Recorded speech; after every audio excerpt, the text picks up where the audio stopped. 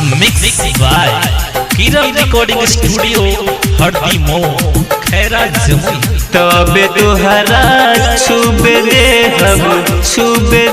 हब राजा चिकन गाल हो। जमुई बाजार के लहंगाए पियावा किन दलाले लाल हो।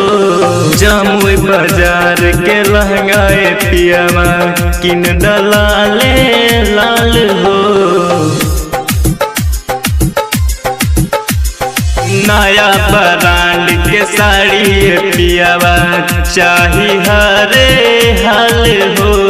नया ब्रांड के साड़ी पियावा चाही हरे हाल हो।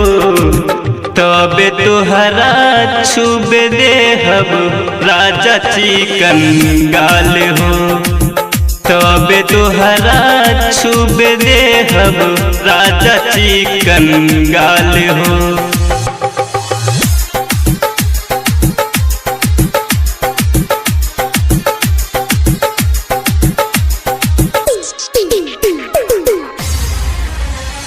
कहिए से कहला राजा किन के न देला, कहला के बाद तू बहाना बना देला।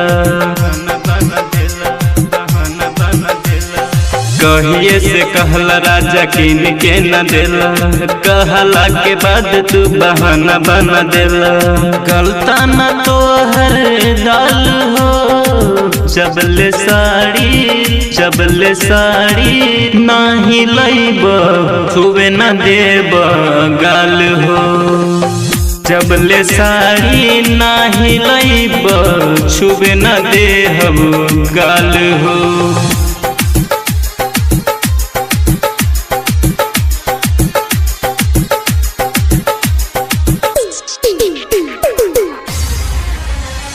प्रताप प्रेमी राजा लाई दाना सड़िया, नहीं तो धर ले नई हर के गड़िया। प्रताप प्रेमी राजा लाई दाना सड़िया, नहीं तो धर ले हम नई हर के गड़िया। बुझ राजीव हमर हाल हो। जबले साड़ी नाही लैब छुबे न देब गाल हो। जबले साड़ी नाही लैब छुबे न देहब गाल हो। छुबे न देहब